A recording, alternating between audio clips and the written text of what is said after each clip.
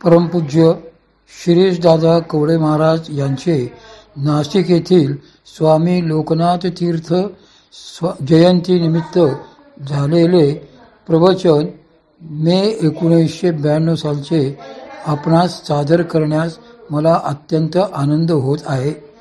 ही cassette मला आत्ता मिळाली. गुरुदेव दत्त.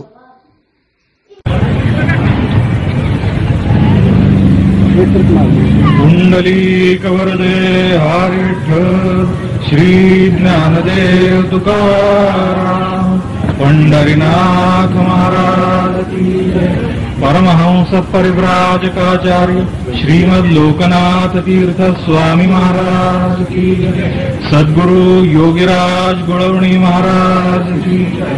सद्गुरु योगीराज मामा महाराज की जय. अवधूत चिंतन श्री गुरुदेव. मग तेथ आपण एकाग्र अंतःकरण करुणी सद्गुरु स्मरण अनुभविले. ही माऊलींची भावार्थ दीपिकेतली 6व्या अध्यायातली मोठी महत्वाची ओवी आज सेवेला घेतली. ही ओवी विशेष करून सेवेला घेण्याची 2 महत्वाची कारणं आहेत.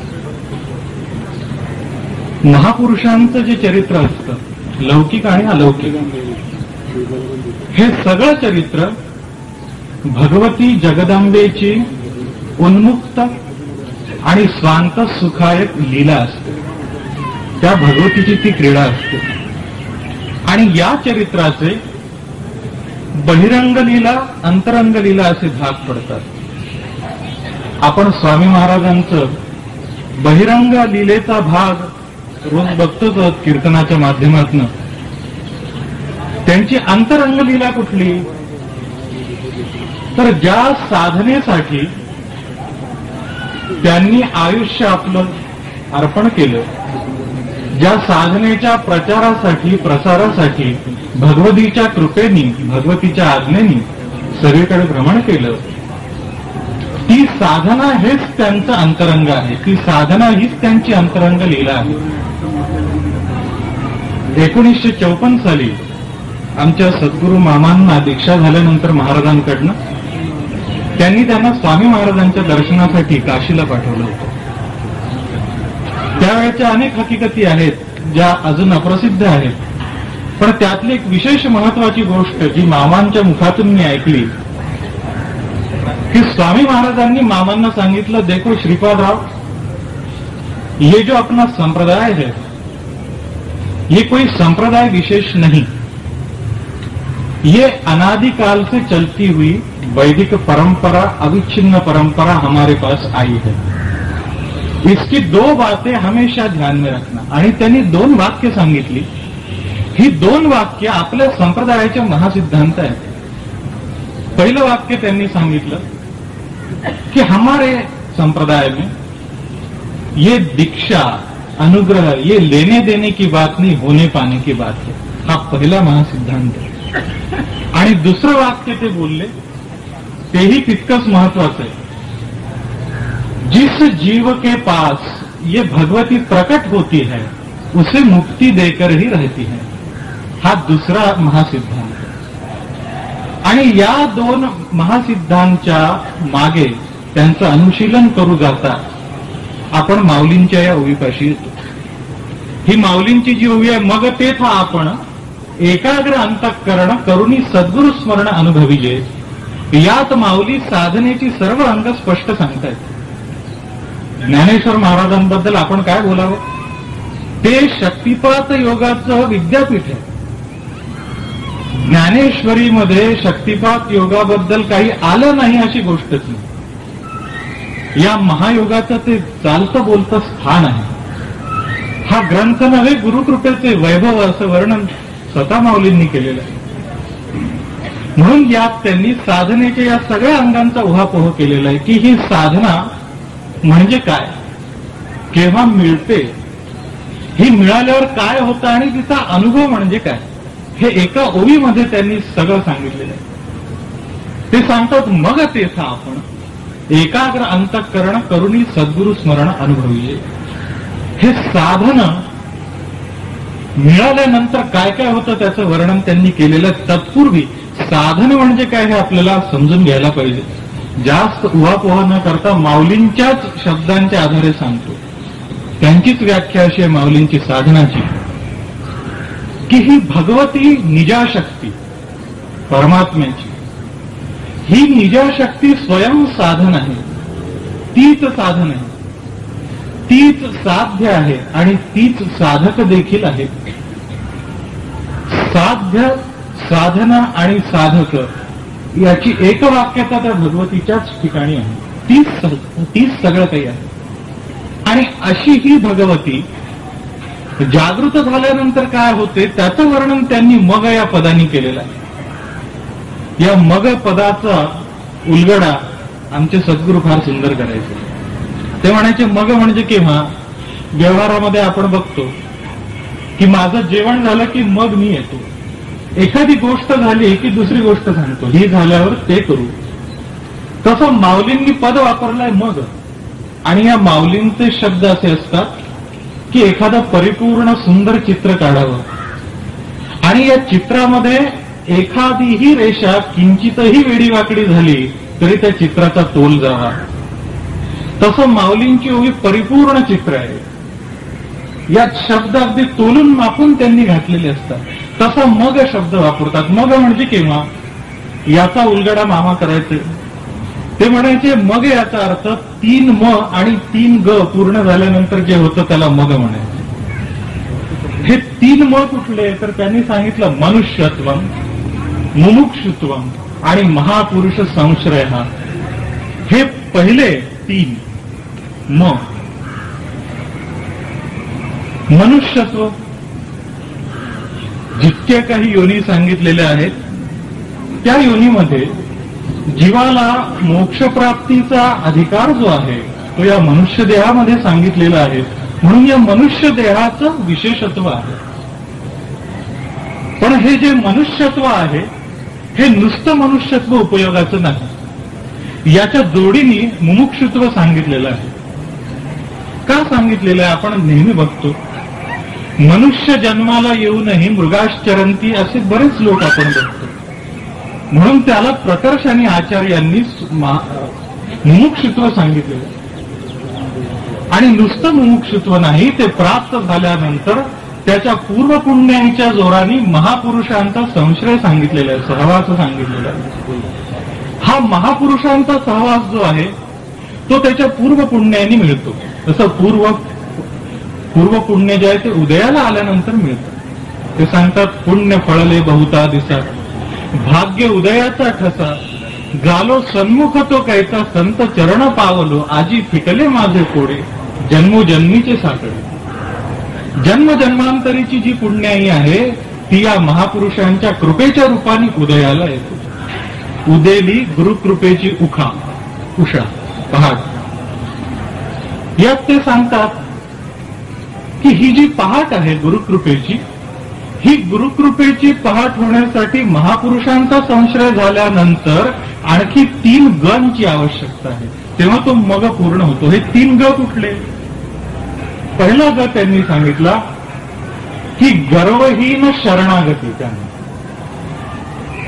दुसरा ग सांगितला तो असा की गुरुसेवा, तेथ सेवा हा दारवंठ, तो स्वाधीन करी सुभटा वळगुणी. आणि तिसरा ग त्यांनी सांगितला तो ग आहे प्रत्यक्ष गुरुकृपा. ह्या 3 गोष्टी पूर्ण झाल्यावर मग हा भाग पूर्ण झाला म्हणून समजायचं. ह्या सत्पुरुषांच्या कृपेने सगळं होतं आणि सत्पुरुषांची कृपा जोपर्यंत होत नाही तोपर्यंत काही होत नाही. भगवान नारदांनी नारद भक्ती सूत्रात स्पष्ट करून ठेवलेलं आहे की ही जी भक्ती आहे ही भक्ती कशी मिळते, कशी प्राप्त होते. तर ती भक्ती मुख्यतस्तु महत्कृपयैव भगवत कृपालेशात असं सूत्र घातलेलं आहे की मुख्यतः महात्म्यांच्या महापुरुषांच्या कृपेने प्राप्त होते. भगवंतांच्याही कृपालेशाला गौणत्व दिलेलं आहे वापद योजून. आणि ही भगवती जी आहे ही भगवतीच प्रत्यक्ष निजाशक्ती आहे, तीच शक्ती आहे. कारण माऊलींनी एकावी स्पष्ट केलंय, ज्ञानी येते स्वसंमिती, शैव म्हणती शक्ती, आम्ही आपुली परमभक्ती असे म्हणतो. सद्गुरू गुळवणी महाराजांना एकाने एकदा प्रश्न विचारला की महाराज, आपला हा मार्ग जो आहे, या मार्गाचं वर्णन आपण थोडक्यात कसं कराल? महाराजांनी स्पष्ट सांगितलं की आपल्या मार्गाचं वर्णन भागवताच्या शास्त्रांनी करायचं झालं तर हे भागवत शास्त्रच आहे, आणि याचं आणखी यथार्थ वर्णन करायचं झालं तर ते असं करता येईल की भक्तिशास्त्रातला हा योग मार्ग आहे, हा भक्तिशास्त्रातला कर्ममार्ग आहे, हा भक्तिशास्त्रातला लययोग आहे, मंत्रयोग आहे, राजयोग आहे, सर्व काही आहे. थोडक्यात काय की भक्तिशास्त्र प्राप्त झाल्यानंतर, भक्तीची प्राप्ती झाल्यानंतर या सर्व अंगांचा बोध करून देणारा, याचा परिचय करून देणारा असा हा मार्ग आहे. म्हणून ते म्हणतात, मग तेथ आपण एकाग्र अंतःकरण करुणी सद्गुरु स्मरण अनुभवीये. असं मग या शब्दाचा भाग पूर्ण झाल्यावर मग ते पुढचं सांगतात. 6वा योग जो आहे हा 6वा अध्याय अभ्यास योगाचा आहे, ध्यान योगाचा अध्याय आहे. याच्यामध्ये माऊलींनी अभ्यास योग स्पष्ट केलेला आहे आणि तो आसना लागून स्पष्ट असं म्हटलेलं आहे. ह्या 6व्या अध्यायाचं आपल्या शक्तिपात योगाच्या दृष्टीने अनन्यसाधारण असं महत्व आहे. त्याच्यामध्ये अनेक गूढ प्रक्रिया माऊलींनी प्रकट केलेल्या आहेत. ते गुरुकृपेला प्राधान्य देतात, कारण गुरुकृपेशिवाय हे होणे नाही. समर्थ रामदासांचा एक अभंग आहे, रामदास स्वामींचा. ते म्हणतात, सांगा कवण शरण जावे, सत्य कोणाचे मानावे. कारण काय त्याचं, तर नाना पंथ नाना मते, भूमंडळी असंख्याचे.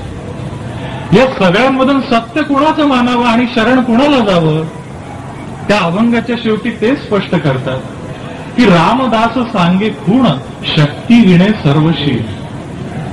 ज्या परंपरेने गेलं असता शक्ती प्राप्त होत नाही युक्तीसहित, त्या परंपरेशिवाय इतर सर्व व्यर्थ आहे, स्पष्ट सांगतात. त्याला एक सुंदर दृष्टांत सांगतो म्हणजे लक्षात येईल. काशीला जी पंडे मंडळी असतात त्यांनी एका पर्वणीच्या दिवशी असा विचार केला की प्रत्येक पर्वणीला आपण लोकांना सांगतो की तीर्थामध्ये स्नान करा, अमुक संकल्प करा, दान करा. या वेळेला जी विशेष पर्वणी आलेली आहे, या पर्वणीच्या अनुषंगाने आपणच प्रयागराजाला जावं, तिथे स्नान करावं, व्रत धर्म दानादी करावं आणि परत यावं. म्हणून हे सगळेजण एकत्र जमले. आता त्या काशीचं वैशिष्ट्य असं आहे, पाणी पचायला जड असल्यामुळे तिथे बहुतेक त्या समाजामध्ये अशी एक धारणा आहे की हे शांभवी योगाने म्हणजे त्या भांगेच्या योगाने पचतं. म्हणून भोजन झाल्यावर भांग घेण्याची प्रथा तिथे आहे. यांनी असं ठरवलं की रात्री आपण सगळे दशाश्वमेध घाटावर जमू आणि तिथनं सगळेजण मिळून आनंदामध्ये पहाटेपर्यंत आपण प्रयागाला पोहोचू, तिथे सगळं व्रतवैकल्य आटोपून परत येऊ. रात्री हे सगळे जमले. आता यांनी सूदने विचार असा केला की रात्रभरचा प्रवास आहे, पण गंगेतनं प्रवास होणार असल्यामुळे वाटेत कुठं काही खाण्याची जेवणाची व्यवस्था नाही, म्हणून थोडे 2 घास जास्त खाऊन घ्यावे. प्रत्येकाने 2 घास जास्त खाल्ले. आता हे घास जास्त खाल्ले तर ते पचणं भाग आहे, म्हणून 2 घोटही जास्त घ्यावे लागले. अशा अवस्थेमध्ये ही सगळी मंडळी त्या घाटावर जमली. तो जो नावाडी होता त्यांनी एकंदर यांचा अवतार बघितला आणि तो म्हणाला, महाराज तुम्हीच ही नाव सांभाळा. तो पळून गेला तिथून.